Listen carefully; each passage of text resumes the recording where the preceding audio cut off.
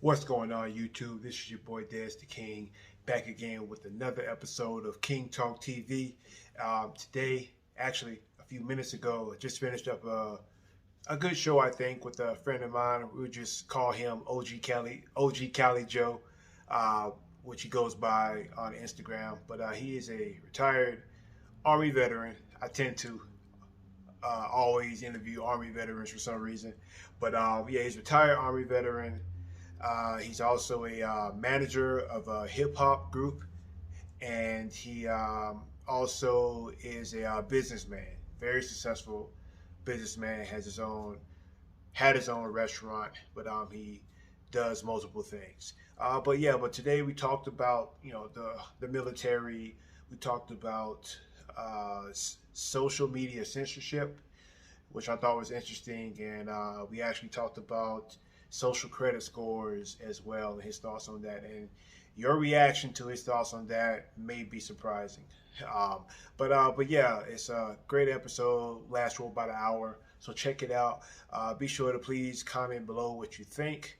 Give this video a like, share it, and yeah, subscribe and hit the notification bell. And follow me on Instagram and yeah, we're gonna get to it and let me know what you think again at the comments below. Y'all have a great day. Yo, Yes. OG, what's poppin', man? Oh man, you got it popping. Yeah. Sorry No, bro, about that. I you figured you too, would send man. me like an invite when you're ready for me or something. I don't know how it goes when you do the Instagram things. Right, man. And that's my fault. In the future, I do this every week, man, with my guests. I need to have a pre-show and show how we do things on the IG world. Because I know you don't really rock with the IG people, man. But what's poppin', No, but OG? I rock with IG, man. I'm just not on it as much as some others, I guess. I'm on Right, it basically.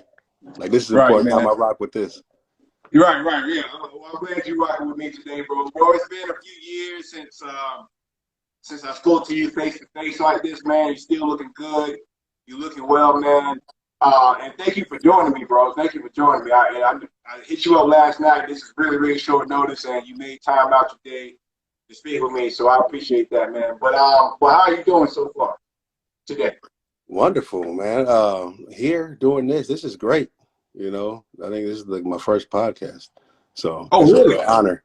Yeah, yeah. So, um, yeah, man, it's great. I mean, I'm ready to get started diving into whatever topics and questions you have for me that we want to discuss today. Awesome, OG. Awesome. Well, shoot, man.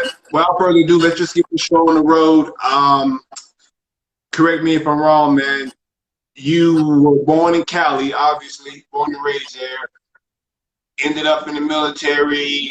Uh, I guess fast forward a few years later, you got involved in hip hop management.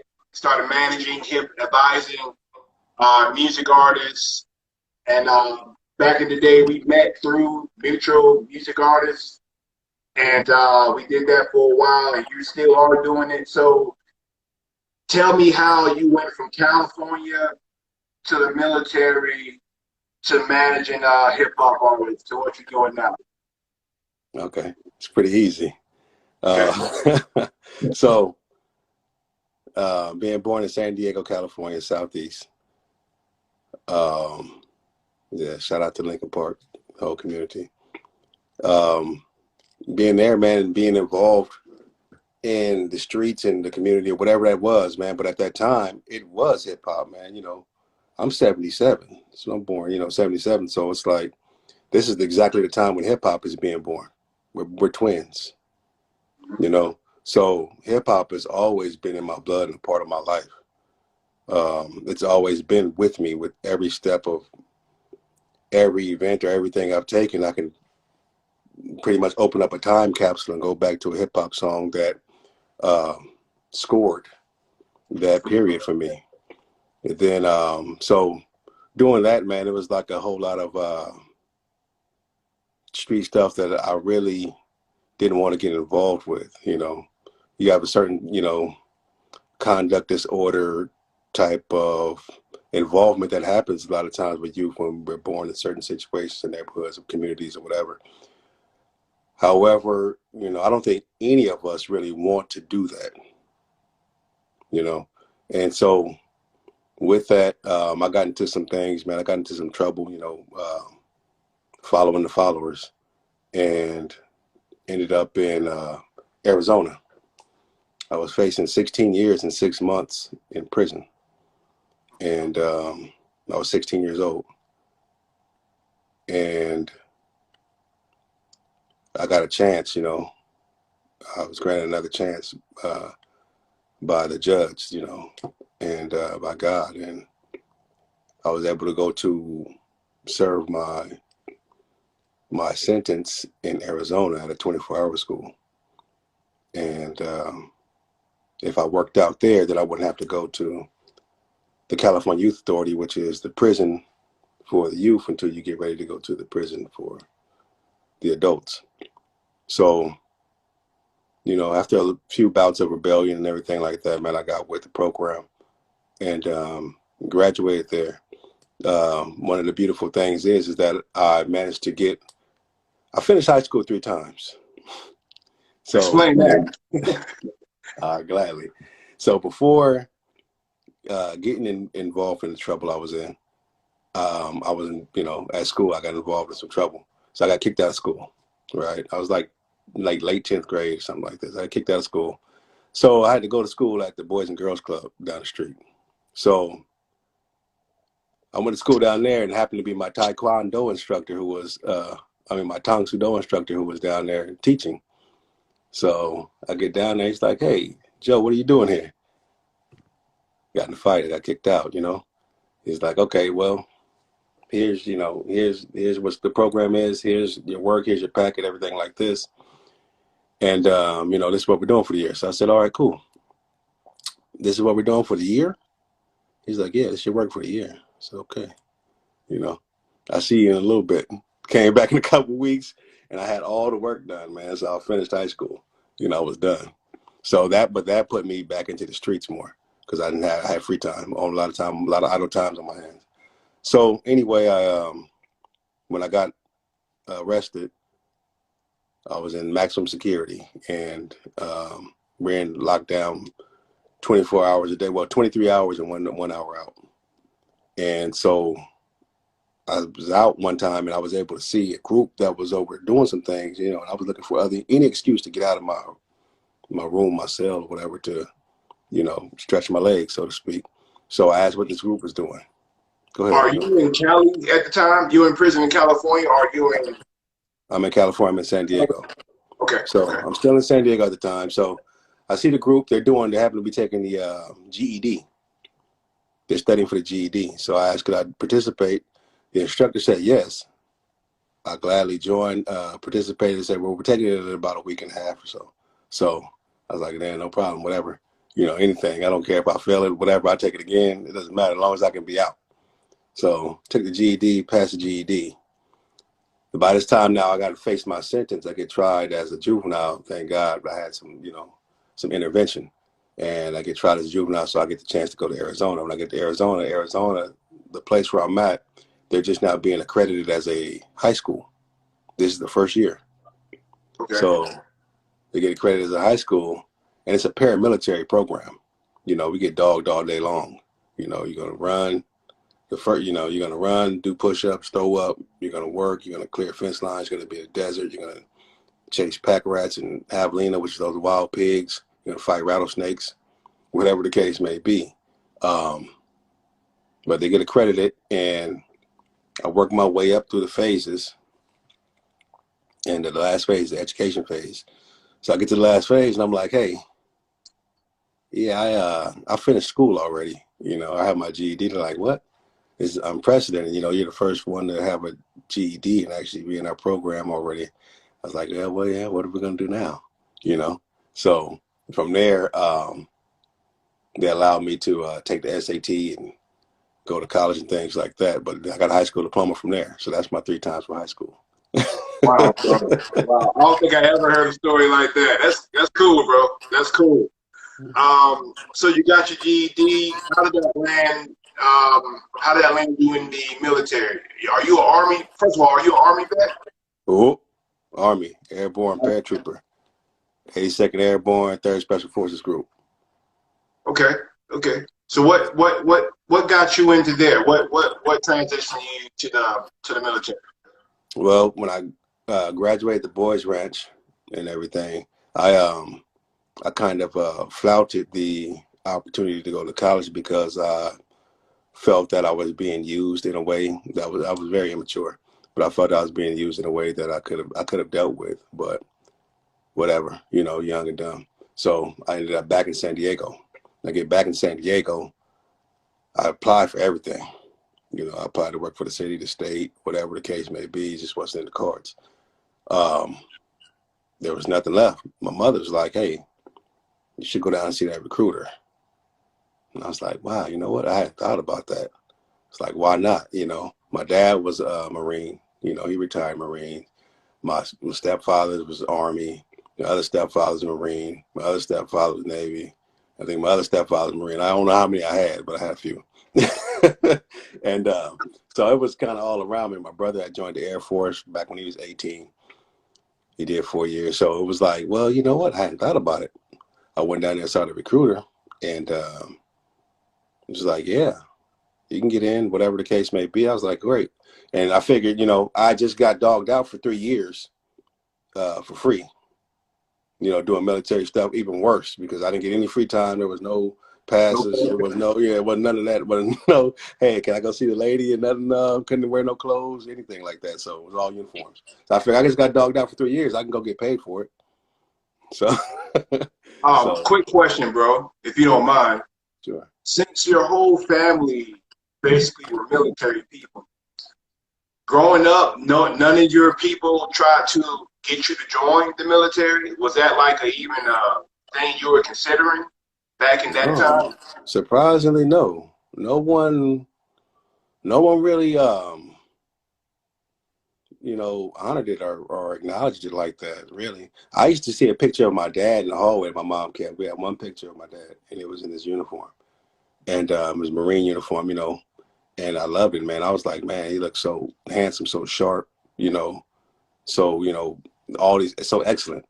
And so that kind of always stuck with me. And once I went to go visit him one time, man, I would play Army and all that stuff, man. I love G.I. Joes. I had all these G.I. Joes as a kid, man. I would play outside G.I. Joes. Anytime I got any kind of piece of money, man, I was going to KB Toy Store, man, to give me some G.I. Joes, dude. So it was kind of already in me to do that because I guess I was always seeking that sort of discipline and structure, man. Like I wanted to be strong, and I wanted to be strong for a purpose. I wanted to be strong for something. And and I knew I could do that. Cool, man. I still find that really interesting, man, because I don't have many military people in my family at all. But I did get that suggestion a lot. Maybe you should join the military. Maybe you should join the military. And I got that as I was growing up. But I don't have any military family. You, family full of military, they didn't even, nudge you or anything. So You know what's interesting about that? What's probably that? because they've been in and they know what it's about. That's a good point. People don't know what it's about. They tend to say, "Yeah, you should do that." Like, do you do it? Right. That's a good point. That's a good point. I just had a guest on last week who's an Army vet as well, like you. Right. And we were talking about 95% of military veterans I meet are happy that they're out of the military. Like I haven't met anyone that's happy that is disappointed that they're out. Everyone's happy that they're gone. So right. I guess my question to you is, are you happy that you're not active anymore? And would you go back active? Probably not. I think I know the answer to that, but how do you feel about not being active? That's a great question. Am I happy about not being active anymore? I guess that's a yes and no, depending on what we're defining as happiness. Am I happy I'm not getting beat up and pounded to the pavement and have to throw myself out of airplanes at 2,000 feet in the middle of the night and walk back with 80 pounds on my back until my feet look like hamburger patties? Yeah, that part gives me a little joy, but I've always loved the drilling ceremony. I've always loved the discipline, because even when I was in the boys ranch, like I said, as paramilitary, I qualified for the drill team. So we would go and do drill movements and things like that, military movements. And we actually did one performance for the owner of the Phoenix Suns at the time, Oh, cool. Yeah, so that part, I love that part. I love the discipline. I love the camaraderie. I love the teamwork, the folks. I'm goal oriented, so I love accomplishing goals. I love working with a team to do that. And I love taking life serious, getting things done. So that part is great. Like I said, if I didn't have to do all the other stuff, maybe, but I love staying in shape too. So I guess I don't really look at it as a half full or half empty type thing. I just look at it as what it is. Like if I was meant to be in at this point, then I would be. I think I could do more service to the community, to the world outside of the military now because my hands aren't as tied. We can get involved in politics. We can talk about this and that. We can have, a disagreement or a difference of opinion with so-called higher ranks or authorities and things like this. As to where in the military, you can't do that. You have to learn to stay in your place, so. That's sort of exactly what he said. Since he's one of the main reasons he's happy he's out. I mean, yeah, he misses, I guess, the exercises, I guess different things, the traveling to an extent, different things you could be involved in. But once you're out, all that is really on you now. The discipline is on you, and you have to do these things, yourself without someone on top of you, which is, to me, sounds way better. But real quick, I'm going to shout out. We got a military veteran in the comments. She's actually an Army veteran as well. Oh. She said that she would never go back active, but I would. What did she say? I'm sorry. I would still join if I were 19 again. So she said she could go back. She would join again. So if you could, let me ask you that: if you could go back, would you join again, or would you try to do something else?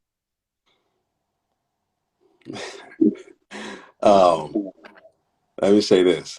First of all, I'm glad that I'll never go back to being 19 again.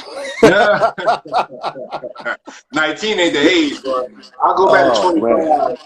Not 19. I don't want to go back. But if I was 19 again and I had the options that I had in front of me, yes, I would gladly join again. And I would do it with more of a serious attitude, more of a focused, goal-oriented attitude at it as well, too. I would take it more serious. Right. Excellent, man. Excellent. I still want to stay on the sort of on the military topic, but I want to ask you this. There's a verse in the Bible about this land not being God's land. Jesus says that this land is not my land. And so there's no reason for me or to have you fight over for me or this earth that's not my earth. My earth is coming soon, basically, in the future, is what Jesus was saying. Just to give you an analogy here. And a lot of religious people believe that we shouldn't be part of no one's military or part of anyone's army. And not even religious people, they're just normal people or non-religious people who believe that as well, especially about black men. I heard that a lot growing up too, that black men shouldn't be involved in the military. But what are your thoughts on that? You're obviously black. I have a guest in the comments who's a black female. Both of you are Army veterans. What would you say about that? About not we shouldn't be involved in the military, especially black people. They shouldn't be involved in the military. What do you feel about that? I feel that everyone's welcome to their feelings. What I believe is that we live in the real world. We live in a reality, and in this reality, we have certain situations that we may not look this way or that way too, right? And should we fight over anything? Well, there's also scripture in the Bible that says there's a time and a place for everything, right? And so whatever these times and places dictating the situation, then everyone has their own reason or their own purpose for being there. Sometimes it's their purpose to be in there. We don't know who we're going to impact from where we are, you know. So, I mean, without, do we involve ourselves in political stuff? Well, yeah, it's here. So if it's here, then God has ordained it. That's one thing, you know. Is that something that we want to go toward? Do we want to go toward war? I don't think anybody wants to go toward war, you know. But I think for the opportunities that it provides for a lot of folks, and the leadership, the structure, man, that we get from it. Some of us are wild, you know, and because we wouldn't not hear any other way, we had to go with that. Hold on a second. We had to do something. Something had to happen, you know, and God put that in place for us. Hold on a second. Yeah, no problem. Yeah, Joshua did fight the battle at Jericho. I see that, and yeah, that follow that up. Well, I'm talking to my friend in the comments. She's talking about Joshua at the battle at Jericho. Yeah, so I'm with that. I believe, like you said, Callie, that there's a time and a place. You know, there's a time for war and there's a time for peace. You know what I mean? So I'm definitely with you on that. You have children, right? I do. I have 4 children. 4 children. Okay. Are you prompting them about the military option, or how are you guiding them as far as future careers go? Are you say, hey, military, or you kind of like do what you want? Well, I think like life and death, those are extremes. You know, like you can do what you want. That's one extreme. You have to go to the military is another extreme. I think that, you know, that somewhere in the center, most of us live, and most of our paths are somewhere in there. You know, like for me, the military was a boundary. That was for me. That was preventing me from going back into jail. That kept me on course. You know, from falling back into these situations. You know, and it also kept me on course from not doing anything with my life, not taking any stand, not making any movement.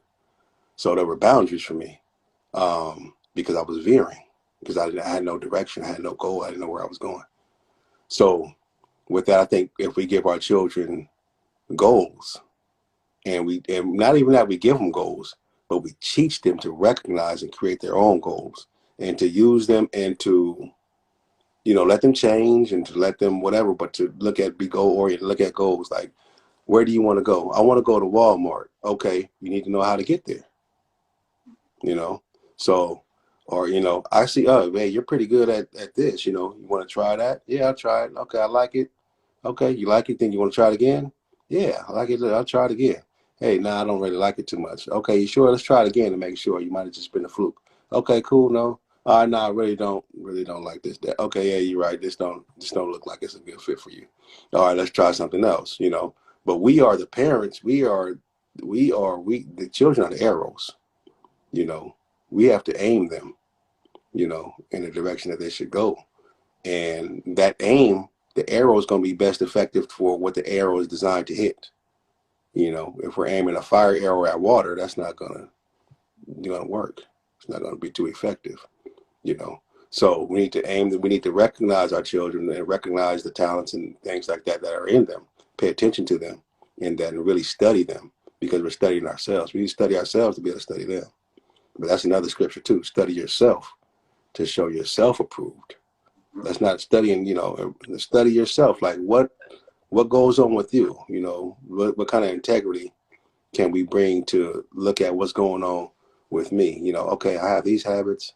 I have these not so good habits. You know, they're good, but they're not great. And I have these great habits, or I have these desires, or I have these things I want to do. I have these things I know I should do. I have these things, you know, whatever the case may be. But the studying ourselves to know what we're capable of and what we should be doing, and you know, what our hangups are and things like that. And that's the same kind of stuff we can put into our children. But then the children really, once they see us, they kind of already get a direction, you know, like it or not, because the children, they're watching us, they're learning from us, whether you were paying attention or not. And they're learning that. They're learning if we're paying attention, they're learning if we're not paying attention. And that's kind of, you know, we can, they kind of, you know, shake some dice or something and hope they fall in this way or that way. But if we can help them to know themselves, like, okay, well, know this about yourself, you know, like write a journal, you know, start a journal. And that way you can know about yourself. You know, you can talk to yourself and see what you've done right and see what you want to do better the next day, this and that. But keep track of yourself so that the days are taken advantage of and not just going by. You know, so things like that, I think if we just put ourselves in order that way, then the rest of it will also come to order. You know. Excellent, man. I like that. And I don't have any children currently, but I would imagine if I do, I would try to implement that same approach. Like show them something that, because of course you have ideas for your children. You have a vision for them, you know. So, and you have a certain way that you see that you would like for their life to go. You know, ultimately, like you said, they're going to make their own decisions. They're going to end up. They're the arrows. I love that analogy. They're the arrows, and we just got to aim for where we want them to be, and do it and to shoot our best shot. But I like that you introduce them to things, and if they don't like it, you don't just bag it up. You may bring it to them again just to make sure they don't like it, you know, because maybe they didn't like it that time, but they can like it, you know, again. So I do like that, man. Just to transition a little bit. You in the military, you're doing well now. Are you currently in South Carolina? Or I'm where are currently you? I'm currently in South Carolina right now. I don't Okay. reside in Maine. I'm Okay. down for holidays right now. Okay. Awesome. So, how did you end up? Because when I met you, we met through, like I said earlier, the mutual rap group, formerly known as STG, but I think today they're called 9/11. True. And later on, I want to explain why they changed the name. I want you to explain it to me. Not now, but later. Okay. But what got you in? I know California is a big hip hop scene, always has been. So I know you grew up listening to all types of music. So what got you into wanting to manage hip hop artists from the military to that? I think I've kind of always had that that spark or that knack for assessing things and seeing how they can run better. And so like growing up hip hop, growing up LL Cool J, Beastie Boys, growing up Sugar Hill Gang, growing up Rakim, Eric B, growing up Houdini, growing up NWA, growing up all these, you know, all these hip hop artists. That's always been a part of me, man. We used to rap in front of the, you know, the TV when hip hop videos first got on TV. That was a big deal. You know, we see Run DMC, man. We're doing the whole Run DMC video, you know, in front of the TV, man. That was like big. That was MTV because back then, like hip hop is ubiquitous now. You can see it everywhere. Everywhere now. It's mainstream. Back then, it was not like that. It was totally underground, you know. So when we saw somebody that looked like us, man, and talking about the things that we know that we experiences on a daily basis on TV, on MTV, the music television channel, dude, that was huge, you know. So it really impacted us a lot. Then they were doing songs with Aerosmith.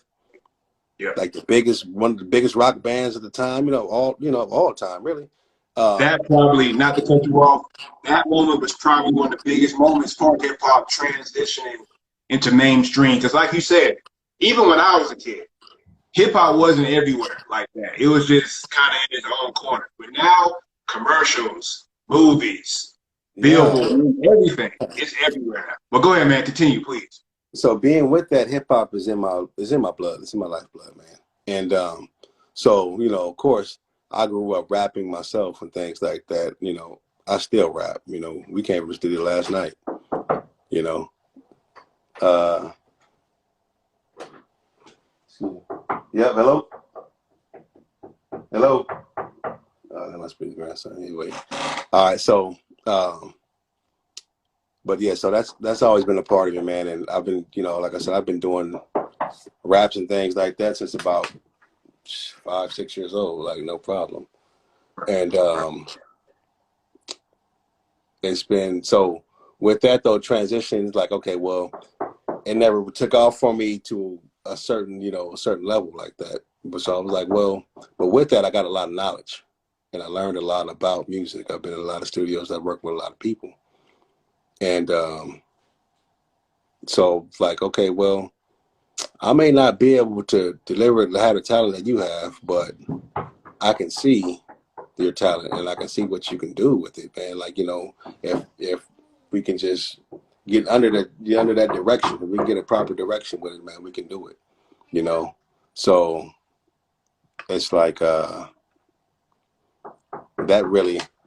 Hold on, I gotta catch it. Take care of it, man. Take care of it. Finishing the question, yeah, that's kind of what it's been, man. Like I said, it's being in my blood and wanting to continue in it. I'm like, I know that with my experiences with, I didn't go through them for no reason. There's a reason why I've gone through everything I've gone through like anybody else. So we have a duty and a responsibility to use them, but we have to figure out how to use them to the purpose of good. Yeah, I love music. So that being that part as well too. And like, I guess that's part of it. It's like I always felt that I was missing something, with my music. It was always missing something. It was like, okay, I can spit, I can rap, I can write for other people. And I can really write for other people more than I can write for myself. Which is crazy. But what I feel with that is like I always felt like, man, if I had like a producer that was just me and it was just me and one producer, that was just dedicated, man, we can make some music, we can make some beautiful stuff, but that didn't present itself for me. So I'm like, okay, what do I do with that? Do I sit back and say, oh, is this fault or blame? Or do I look, do I complain about it or just look at, okay, well, maybe that's because, yeah, you would do that. But if I did do that, if I did make awesome music back in the day when I was young, 7, 11 years old, if I made an awesome hit back then, I would have hid behind it. I wouldn't have done anything else. I would have stayed right there. And I think that's part of my purpose is like, part of it is like, yeah, some things we're naturally just amazing at. And the creator is like, okay, yeah, I know that. I know I made you like that. But I want you to take that and use that for this. I don't want you to get that and just hide behind it. Hide your light, hide your gold under a napkin, so to speak, or try to hide your light up on the you're up on the hill, you try to just cover it up. No, I don't want you to do that. I want you to see, yeah, you can do all of this, yeah, great. But I'm gonna use this person that can do all of this for this. Excellent. Excellent. Same on the hip hop subject.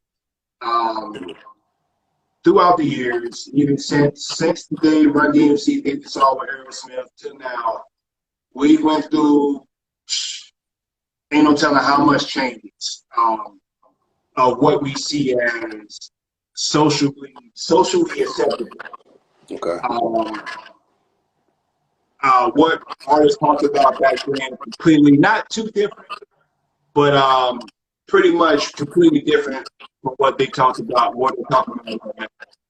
And I guess, man, how do you feel about that? Because we got hip hop artists really kind of making songs, just mumbling, just any type of jingle with a good bass line these days. Rarely any substance in mainstream music. Now, I'm not saying all artists are like that, but pretty much a lot of the main artists, I don't want to use the word gimmicky, but it's just something a little off about it for me. So I guess, man, what is your problem with today's music in hip hop?